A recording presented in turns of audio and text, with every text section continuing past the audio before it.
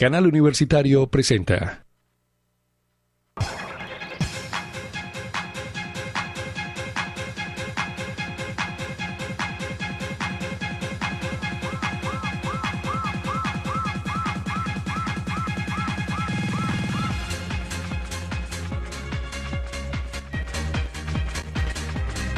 Amigas y amigos, príncipes y princesas, nuestro saludo cordial, afectivo y con todo el agradecimiento por acompañarnos siempre en este subprograma Libros, Lecturas y Salud Ecdomadario, por nuestro canal universitario Como Vos Lo Querés.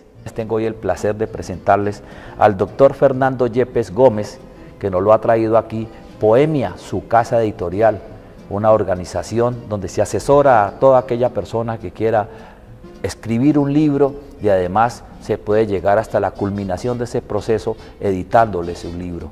Así que bienvenido, doctor Yepes. ¿Cómo está usted? El amigo Lizardo, nuestro compañero. Queremos entrar de una vez en materia y decirles a ustedes quién es el doctor Fernando Yepes. Bueno, con el libro La imputabilidad jurídica en la responsabilidad patrimonial del Estado por las ejecuciones extrajudiciales. Fernando Yepes es abogado egresado de la Universidad San Buenaventura. Realizó la especialización en Derecho Administrativo en la Universidad Pontificia Bolivariana de Medellín. Asimismo, la especialización en Contratación Estatal de la Universidad Externado de Colombia y Magíster en Derecho Administrativo de la Universidad Libre Seccional Cali. Es diplomado en Derecho Administrativo 2000 y diplomado en Procedimiento Contencioso Administrativo de la Universidad Santiago de Cali 2004, conciliador en Derecho 2004, diplomado en Pedagogía Universitaria de la Universidad Libre 2010. Ejerce como abogado litigante en el área del Derecho Administrativo y ha laborado en la rama judicial, en la jurisdicción penal y en el contencioso administrativo.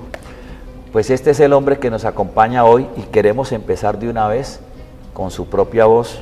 ¿Qué le inspiró a escribir, doctor Yepes, este libro, La imputabilidad jurídica en la responsabilidad patrimonial del Estado por las ejecuciones extrajudiciales? Mil gracias, Rafael. A ver, ese es un tema que he venido tratando desde hace varios años, desde que estoy litigo en el área de Derecho Administrativo, con el enfoque de la responsabilidad patrimonial del Estado.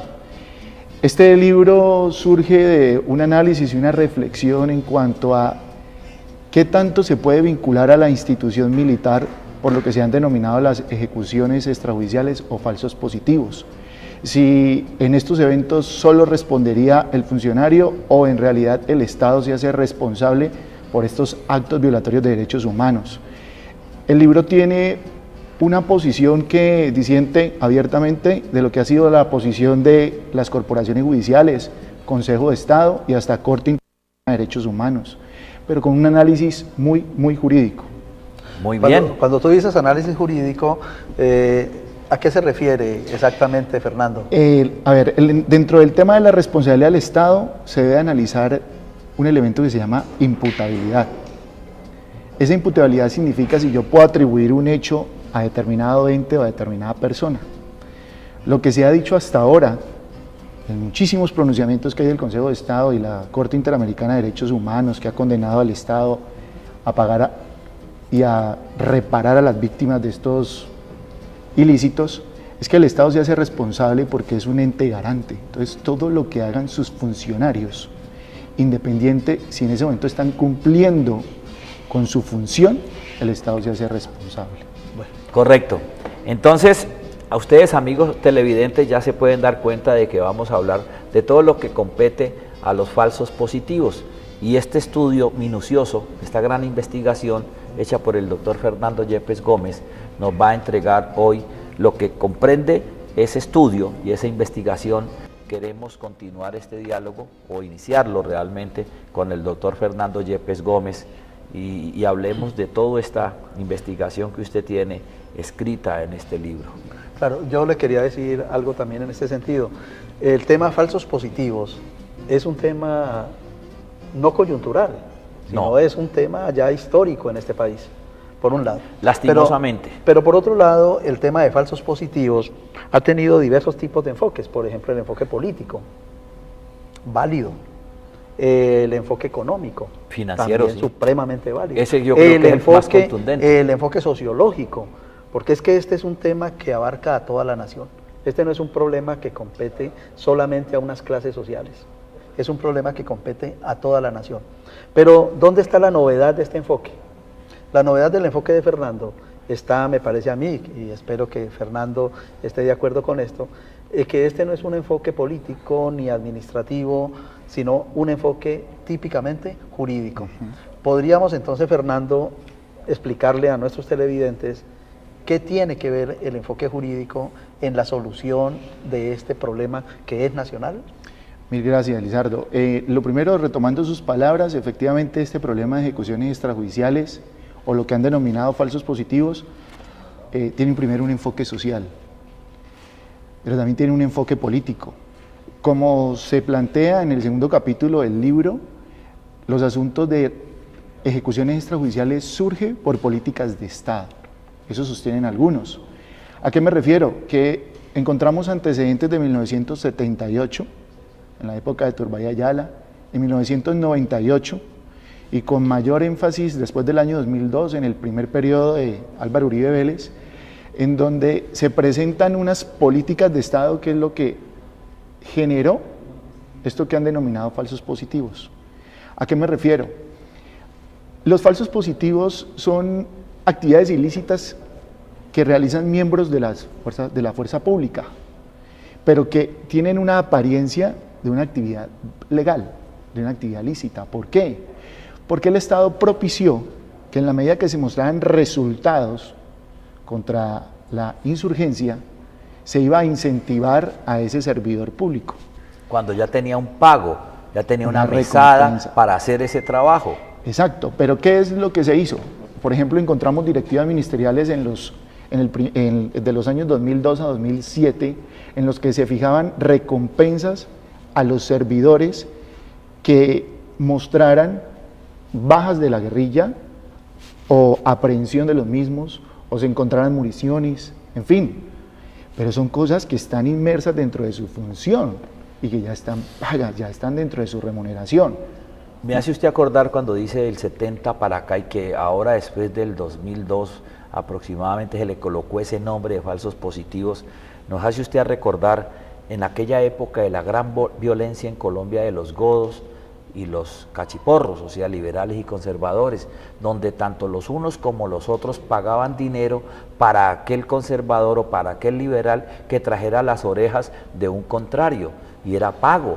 Una cosa vergonzante, porque yo qué voy a saber si esas orejas son de un liberal o de un conservador, eso no tiene presentación, pero mire cómo se va como tecnificando, y luego viene el incentivo que siempre ha estado allí, el que existe hoy lastimosamente para que yo haga mi trabajo, porque eso es lo que yo pienso. Efectivamente, eso es lo que sucedió con las directivas ministeriales que fijaron unas recompensas. Es decir, la fuerza pública está instituida para proteger al ciudadano. Y dentro de esa función de protección está el de repeler todo aquel que se alce en armas ilegalmente, ¿sí? Pero lo que se hicieron con estas directivas, especialmente, y reitero, después del año 2002, fue incentivar para que se mostraran mayores resultados. Claro, ¿qué se hizo por parte de la fuerza pública? No lo digo yo, lo dicen las pruebas, los datos de Fiscalía, los datos de Comisión Interamericana de Derechos Humanos, de ONG existentes en Colombia, y es que se han mostrado la muerte de campesinos, de ciudadanos inocentes, como si fueran miembros de grupos guerrilleros o de cualquier grupo o delincuentes. En armas, o delincuentes, todo con el único objetivo de obtener el pago de la compensación que fijaba esa directiva ministerial. Y es que se han cometido atrocidades. Definitivamente yo investigo muy poco al respecto, cero investigación, solo recurro a lo que están en las revistas, en los periódicos, muchas veces en el tema de televisión, y uno se queda aterrado de que familias que han contado la historia desde su inicio, que los han invitado a trabajar a unos muchachos o a unas personas, y luego los han llevado a un sitio y le han dicho: pon este uniforme, carga esto, y apenas lo colocan ahí mismo le dan los balazos pertinentes para cobrar una recompensa. Ahí es donde uno dice que no debía, pero sí debía haber una pena de muerte, ¿no? Ya hablando de una conclusión que me le adelanto, doctor Yepes, pero es una atrocidad enorme. Un personaje de esos no puede recibir un castigo tan endeble, tan mínimo, como que es la picota pública, pero que a los 15 días ya nadie dice nada. Quedarse detenido en un batallón donde tiene todas las prebendas, cuando el tipo ha cometido una atrocidad y se va a burlar del mundo y de la humanidad a través de semejante atrocidad que ha cometido. Discúlpeme que, bueno, es que me siento muy mal al respecto. Esta investigación suya pone al descubierto algo que tiene que cambiar. Bueno, pero escúcheme esto. Lo interesante del documento es que tiene como objeto de investigación un problema céntrico nacional, el problema de los falsos positivos, que sostiene que los falsos positivos constituyen de alguna manera una política de Estado. Se generan a partir de una política de Estado. Y lo siguiente, Fernando, es que su estudio implica, pues claro, un método científico para trabajar el tema y hace algunas proposiciones, hace algunas propuestas. ¿Qué propone Fernando Yepes en su libro? La investigación, si bien es cierto, comparto todo lo que acaban de decir y que la situación es atroz y lo que ha implicado la responsabilidad de los funcionarios, ese tratamiento endeble que ha brindado la justicia penal a los militares o a los policías involucrados en este tipo de asuntos, tiene una conclusión muy jurídica que disiente de eso que estamos hablando. ¿Por qué? Porque un falso positivo genera varios tipos de responsabilidades.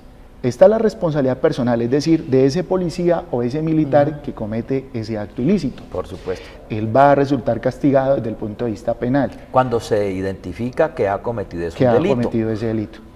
Pero ese acto ilícito genera otro tipo de responsabilidad que es la patrimonial, la económica. Por es decir, supuesto. lo que el ciudadano en la calle llama demande al Estado. O ¿sí? reposición. Es decir, pido reparación del hecho delictivo.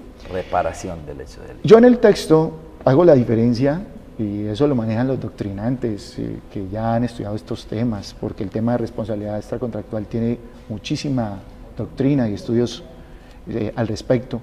Es que un acto ilícito va a generar para un servidor público una responsabilidad penal, ¿sí? Una responsabilidad disciplinaria, pero puede comprometer el patrimonio del Estado porque le toca a la institución reparar o indemnizar a las víctimas o a los familiares de esa persona que falleció. Mi enfoque tiene un enfoque diferente a lo que se ha venido manejando por las corporaciones judiciales. Comparto, lógicamente, que tiene que haber una responsabilidad penal, que se tiene que investigar ese delito, que se tiene que sancionar disciplinariamente y que usted, como miembro del Ejército y la Policía, debe responder económicamente, pero que ese acto ilícito no puede comprometer a la institución a la cual pertenece, porque ahí ya entro a analizar un tema, un enfoque muy jurídico, y es que no existe imputación a la institución de ese hecho que cometió el policía. Me explico. La entidad pública, llámese Ejército, llámese Policía, llámese Armada Nacional, responde por regla general por los hechos, los actos o las omisiones que cometan sus miembros, son sus dependientes. Si esa persona comete un error, lo lógico es que la entidad entra a responder económicamente por ese error, ¿sí? Pero ¿por qué responde la entidad por ese error?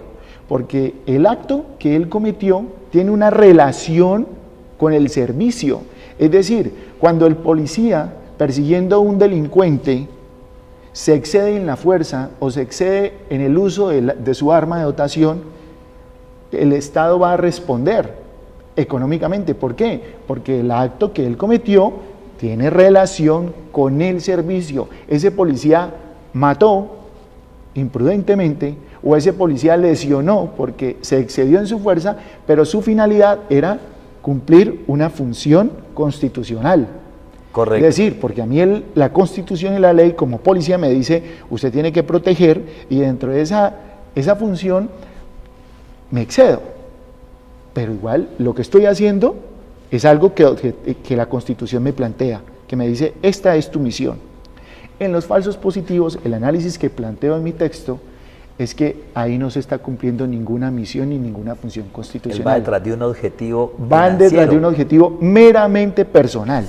Es decir, cuando yo, y discúlpeme que me ponga en primera persona y haciendo este supuesto, como soldado del ejército, me voy para una zona bien alejada de la parte rural y cojo a un campesino, lo mato, le pongo un camuflado y lo presento como guerrillero, yo no estaba cumpliendo ninguna función ni ninguna misión constitucional. Para nada. Yo lo único que quería era hacer ver a esa persona como insurgente para poder que me paguen la recompensa que el Estado ha fijado a través de sus directivas ministeriales. La pregunta es, cuando él asesina, ¿está cumpliendo una misión o una función asignada por la Constitución? No. ¿O está simplemente actuando por un interés meramente personal? Y a partir de ahí empiezo a hacer un análisis de qué significa entonces imputabilidad jurídica para concluir que el Estado no puede comprometerse por ese acto que tiene un interés meramente personal. ¿Qué han hecho las decisiones de la Corte Interamericana de Derechos Humanos y las decisiones de los jueces en Colombia? Dice, pueda que el interés que mueve a ese militar o a ese policía no sea el de cumplir su misión, sino meramente personal.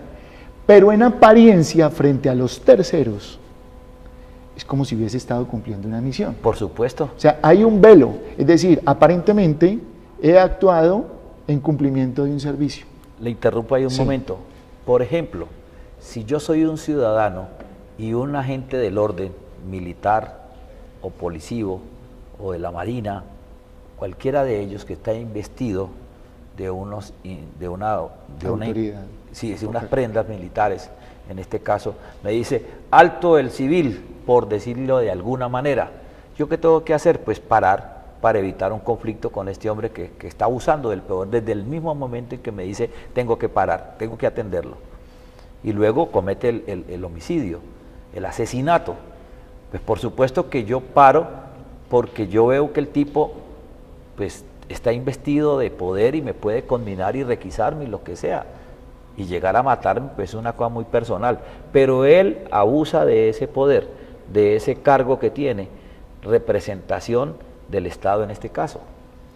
Sí, lo que hay que mirar es, después de ejercer esa autoridad y decirle a usted, venga que lo necesito para algo, es si ese ilícito tiene relación con la misión que tiene encargada. Es decir, ¿por qué agrede al ciudadano? ¿Por qué viola su derecho? Es que me excedí en el momento de querer requisarlo. Bueno, ahí sí habría imputación al Estado, porque igual lo que estaba él haciendo hace parte de su misión, hace parte de sus funciones. Sí. El tema es que cuando se detiene una persona para asesinarlo, pero con el único objetivo de cobrar una recompensa, ese acto ilícito, ese homicidio que se perpetró, no tiene ninguna relación con el servicio mismo. Lo que pasa es que se aprovecha la ocasión para cometer el ilícito y frente a los demás lo presento como si ese acto hubiera sido propio de mi función, de lo que me ha encomendado el Estado. Bueno, de todas maneras es un tema jurídico, político, sociológico, de variados factores, que Fernando lo presenta a la opinión pública nacional. De una manera muy sencilla. Creo que es un libro polémico, como toda investigación, como toda hipótesis, pero está planteando un tema de interés nacional que con toda seguridad el país lo va a leer, el país va a plantearse una postura sobre él. Bueno, y entonces en ese caso le pedimos al doctor Fernando Yepes Gómez que nos haga unas conclusiones y motivar a nuestros televidentes para que nos digan dónde pueden conseguir este libro, ¿sí?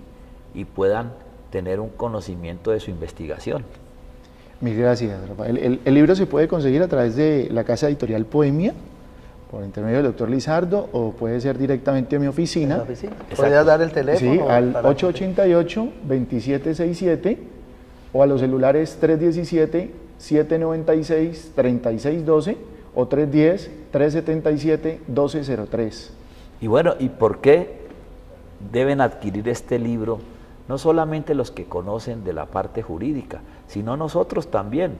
Yo voy a leérmelo, pero ya, porque soy aficionado a la lectura además, y el tema me encanta, porque es una problemática, como decía el profesor Lizardo, es una problemática a nivel nacional lamentable, pero una problemática que debe de tratarse con profundidad, como lo ha hecho usted en este libro, doctor Fernando Yepes. El texto, aparte de manejar un aspecto muy puntual desde el punto de vista jurídico, recrea ciertos antecedentes que llaman la atención. Para llegar a este escrito, tuve que investigar antecedentes que datan de 1978, 1982, 1998, y encuentra uno situaciones atroces ocurridas en Colombia que no son de público conocimiento, sino que son información que durante algún tiempo tuvo su reserva, pero que se ha dado a la luz pública en los últimos años a raíz de esta proliferación de ejecuciones extrajudiciales.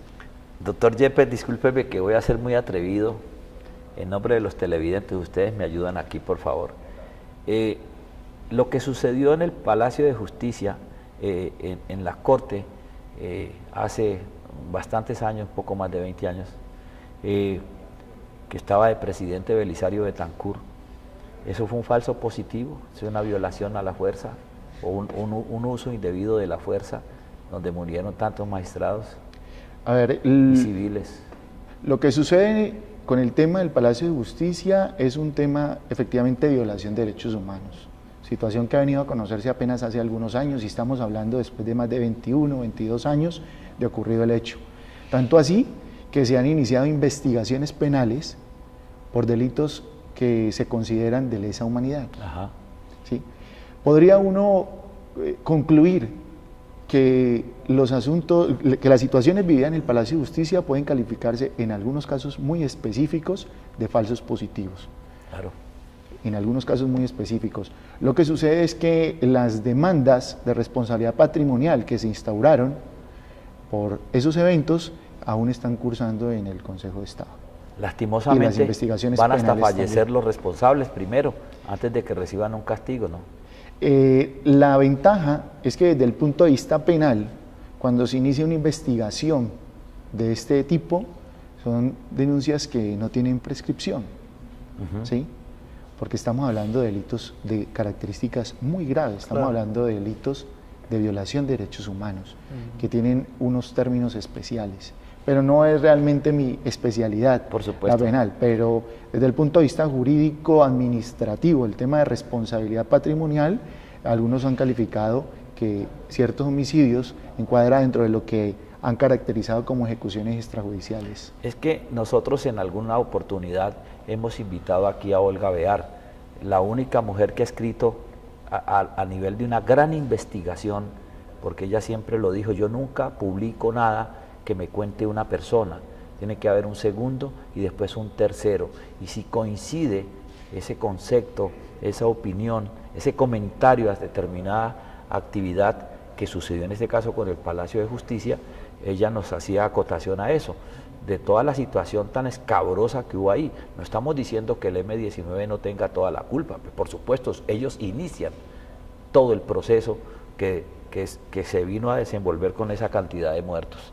Todos seres humanos valiosísimos, no solamente los magistrados, sino los señores de la cafetería, en fin, los del aseo que murieron allí.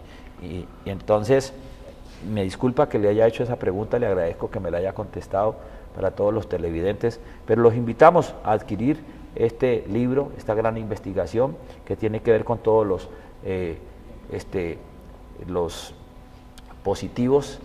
falsos positivos que se han presentado en nuestro país. Al 315-569-1781, además de cualquier inquietud, cualquier duda, se la resolvemos, y además también los que llamen, vamos a entregar unos libros que nos ha dejado el doctor Yepes, y ahí también los pueden conseguir si no son ganadores. Amigas y amigos, y a usted, doctor Yepes, a usted, doctor Lizardo Carvajal, gracias por invitarnos a este hombre, a este abogado que ha hecho este trabajo tan interesante sobre los falsos positivos. Muchísimas gracias, doctor. No, mil gracias a ustedes por la invitación y por permitirme mostrar este texto, este escrito. De trabajo, porque Sí, es un señor. trabajo, es una investigación, ¿cierto, doctor? Sí, claro que sí, Fernando. Muchas gracias entonces por ustedes, mil presentarle al gracias. público un tema de muchísimo interés. Mil gracias.